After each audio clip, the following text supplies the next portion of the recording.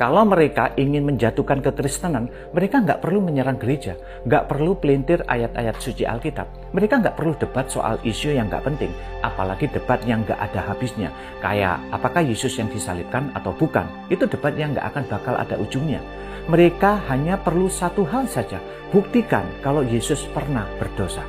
Satu saja, satu kebohongan kecil, satu pikiran najis, satu kemarahan egois, satu kegagalan menepati janji. Cari. Jika mereka bisa tunjukkan satu saja kesalahan Yesus, maka seluruh iman Kristen akan ambruk. Salib jadi nggak berguna, kebangkitan jadi ilusi. 2000 tahun berlalu, ratusan penentang, ribuan penyelidik, jutaan pengamat, dan tak satu pun berhasil menemukan cacat sekecil debu pun dalam karakternya. Kenapa?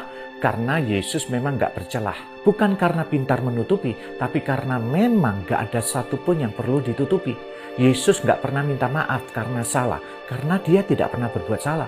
Yesus juga nggak pernah bimbang antara baik dan yang jahat, karena dia adalah kebaikan itu sendiri.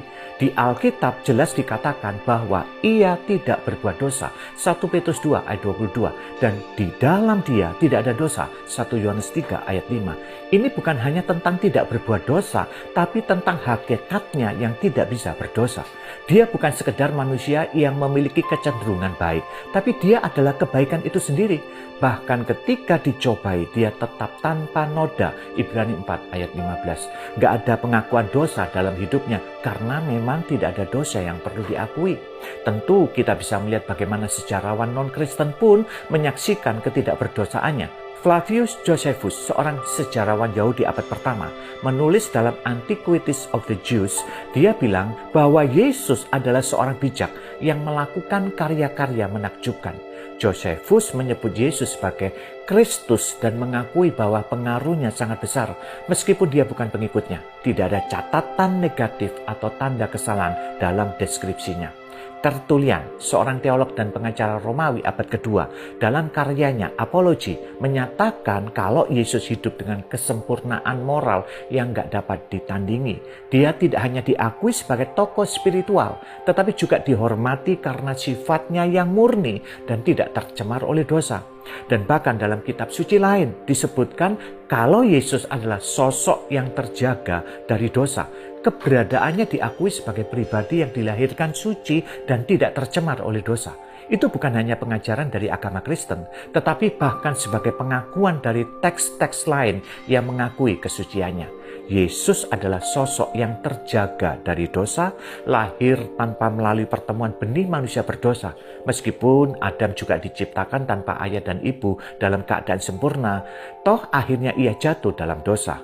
Adam sebagai manusia pertama membawa dosa ke dalam dunia melalui ketidaktaatannya. Sebaliknya Yesus, dia lahir dari seorang perawan, tidak terikat dengan dosa asal. Ia lahir tanpa noda dosa dan menjadi satu-satunya yang bisa mengalahkan dosa dan membawa penebusan bagi umat manusia. Keberadaannya yang tanpa dosa menunjukkan bahwa dia bukan hanya manusia biasa, tetapi Tuhan yang datang untuk menyelamatkan umatnya dari kejatuhan yang dimulai sejak Adam. Yesus bukan hanya seorang nabi atau utusan. Nabi menyampaikan firman, tetapi Yesus adalah firman itu sendiri yang menjadi manusia. Dia adalah firman yang sempurna, yang gak pernah tercemar dosa. Jika ada satu dosa pun dalam dirinya, maka seluruh dasar keselamatan umat manusia akan runtuh. Tanpa kesuciannya, salibnya gak akan berarti apa-apa. Jika Yesus berdosa, maka seluruh iman Kristen adalah kebohongan besar. Jadi, jika mereka ingin menghancurkan iman Kristen, tantanglah satu hal ini. Cari satu dosa pada Yesus. Karena kalau mereka menemukannya, kami akan menjadi orang pertama yang meninggalkan salib itu. Tapi sampai hari ini, kami tetap berlutut. Karena kami tahu tidak ada pribadi lain seperti dia. Satu-satunya yang suci sejak lahir dan tetap suci hingga mati. Lalu bangkit karena maut tidak bisa menyentuhnya. Amin.